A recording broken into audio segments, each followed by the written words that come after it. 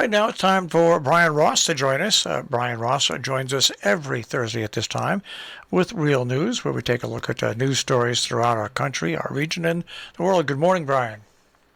Good morning to you, Marshall. What a storm last night. You know, I was mentioning that to our meteorologist. I was woken out of my sleep at about 9:30, I figure, with an amazing clap of thunder. But the thunderstorms didn't really stop till about 2 o'clock in the morning.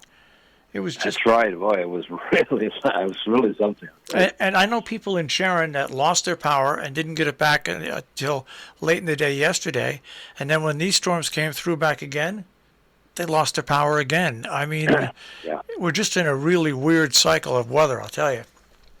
It's very tropical, and it makes you think about what is going on with climate change, whether it's just a unique summer, or we have lots of issues, pointing out what happened down in Miami to that condo building, Champlain Towers, the rising water level there, and weak building code laws and weak enforcement. A lot of issues, and it makes you think about infrastructure in this country, what needs to be done.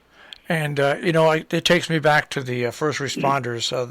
Last night they finally declared that it's no longer a rescue mission, it's a recovery mission. And I can't imagine what goes through the minds of those people, even though they're trained for this, that have to stay on that pile day after day and just looking for closure for families, knowing that there's nothing more they can do. Absolutely heart-wrenching for everyone there who gave their all, and just there was nothing left to be done. All right, I want to switch over to, once again, someone who gets too much attention, and that is, once again, the Republican who just cannot keep her mouth shut. And after she made one big error talking about Israel and Germany and the Nazis, Marjorie Taylor Greene did it again, showing she learned absolutely nothing from her visit to the Holocaust Museum. Nothing to be learned, and this comes with the new book out by Michael Bender from the Wall Street Journal, quoting former President Trump's Chief of Staff John Kelly as saying, Trump claimed, Hitler did a lot of good things. Tell me about that. What that tells you about him? Yeah, it's just hard to understand. But we are mired in our own political problems. And the thing about nowadays, Brian, is unlike in the old days where politics was politics. Now politics extends out to everything else. The Delta variant is now a big political football again, and it seems like everything is split down by party lines. Everything. It's not just political decisions. I couldn't agree with you more, and it's really disheartening to see that. In terms of public health, should that really be a political issue? What is the politics of that to begin with?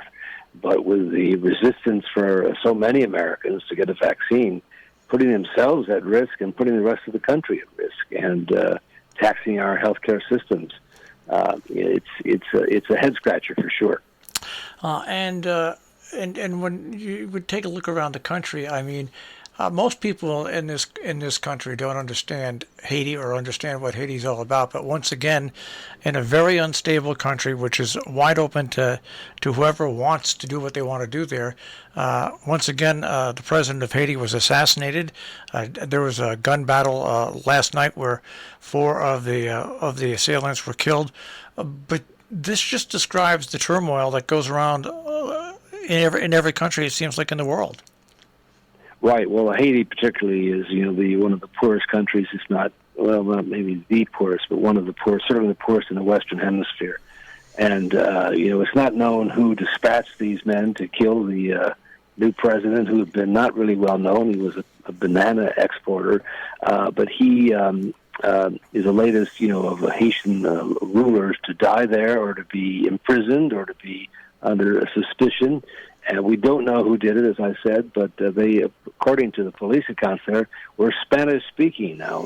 Haitians speak a kind of French there, so it was not local people. It'd be fascinating to find out, as we probably will today, since they've captured 2 of them alive, who they are and who sent them. It's just one of those stories that once again that opens your eyes. Let's come back to this country though, and in the country we talked a little bit about COVID and vaccinations. Um, how do we get around this thing with vaccinations? Now, I'm a big believer. There's been ever since the beginning of vaccinations. There's been people who don't believe in them and they don't take them, and it's their life, and I have no problem with them. But how do we get around, and how do we reformulate things so people don't feel that they have to follow their political idols when it comes to their health care? I mean, you know, I don't understand it, and I don't see an easy fix to this because it's infecting everything. Well, it really has, talking about the infection. But, it's very tough to force people to do something they don't want to do. And when it comes to that, the government is treading carefully. President Biden's talking about a door-to-door outreach. It's all voluntary. Nobody's being forced to do it. I think the real issue will be when people more and more go back to work. Will companies require people to be vaccinated? Can they require people to be vaccinated? When Bruce Springsteen opened up a week and a half ago on Broadway, it was only for those who could prove that they had been vaccinated. And so that's going to be an issue for people who have not been vaccinated. I'm sure they'll try to bring some sort of civil rights lawsuit. But for the greater protection, I don't really want to be in a place with people who haven't been vaccinated because are they carrying the new Delta variant, which is entirely possible, and that is a very virulent form of this virus, even worse than the original. And even with vaccinations, you're not fully protected against it. Well, sitting from your perch here in Sharon, Connecticut, and taking a look what's going on in this country, what are the major problems you see that face the Biden administration in the upcoming months as they try to govern a seriously divided country? Well, as you say, it's a pretty nice perch to be in to take a look at what's going on in the rest of the world. Mr. Biden's got issues coming up in Afghanistan. We'll be speaking about that today. Almost all of the U.S. Troops are out of there, and we can expect over the next few months some very ugly scenes coming out of Afghanistan as the Taliban reaches for more power and takes over more territory. Those people who sided with the U.S. are in danger, much as we saw in Vietnam in the early 1970s as the U.S. left there. So that's a big issue for him. The other big question for him now is what does he do about these continued hacks by Russian-based criminal groups or Russian-based state actors, whoever they are. They seem to be coming from Russia. Putin certainly was warned by Biden when they met. He certainly has the ability to stop it. He hasn't. Now the question is, if Mr. Biden has drawn a red line, if they cross the red line, what does he do? He can't do nothing, it seems, or he has no impact behind his pledges will take action. So being closely watched today in Washington are those two sort of foreign policy issues, which I think loom large. And, of course, as we've talked before, Marshall, the other big thing that I think is of great concern is what is China up to? Will they make a move on Taiwan, which would embroil and bring in the U.S. in a big way? So in terms of foreign policy, those are three big issues that are very much on the front burner at the White House.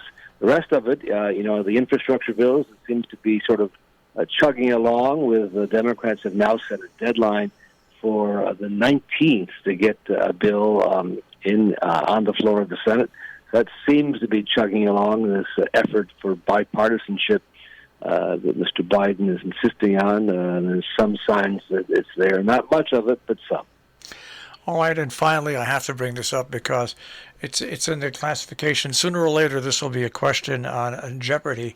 How far can you fall? How far can you fall? America's mayor, who was a dividable figure when he was mayor of New York, but basically after 9/11 came out of New York as a hero, whether he needed it or not. He had his law license temporarily suspended in New York, and now Washington, D.C. says pending that outcome of that case, they are taking away his right to practice law in Washington, D.C. I mean, this is an incredible fall for a man who at one point was a very well-respected man across this country. I'll say, and as I've indicated to you before, I knew him as a reporter back in the early '80s when he was a senior Justice Department official at the in the Washington, the Reagan administration, and then as U.S. Attorney in New York, going after the mafia and Wall Street crooks. He was a champion for justice, and as you say, how far can you fall? You know, one of our Sharon neighbors here, Ken Freeman, lives just down the block from you.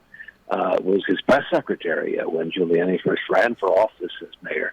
And, you know, he's just stunned at what's happened. It's not the man he knew, who was highly ethical, would never cross a line.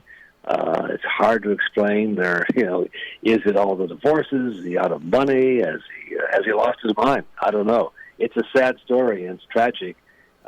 He lost his law license as a practical matter. He really wasn't practicing law anymore, but it's not good, and I don't know what the next chapter is for Mr. Giuliani. I know his son's trying to run for office in New York. We'll see where that goes. All right, and finally, speaking about New York, they've got to get better at holding elections in the city. Well, they seem to have straightened it out. Now it looks like Eric Adams is borough president in Brooklyn is going to be the next mayor of New York. The Democratic primary, the winner of that almost certainly assured the job. Former police captain who ran hard on the issues of crime, which big cities are facing and staring at, and it's ugly, and we'll see what he can do. He's not the progressive that many in New York wanted, but this could be the new path for Democrats. Many are hoping around the country that, Democrats who take crime seriously, is that a path for the Democratic Party to find a middle ground? Less progressive, but perhaps more electable. All right, Brian, always great to talk with you. And once again, congratulations. And to you, Marshall, and stay dry here, okay? All right, and keep those people going. I see the library has moved into their new headquarters and working on renovations. It's a great, Gretchen and the team there at the library have been doing great work, moving everything over to the Legion Hall as we get ready to begin construction on a great new addition. It's going to really make that library sing. All right, Brian, have a great week. We'll speak to you next week. You bet. Bye-bye. Brian Ross and Real News here at Robin Hood Radio. And you can always find Brian at robinhoodradio.com. Click on demand, click on Brian Ross and Real News.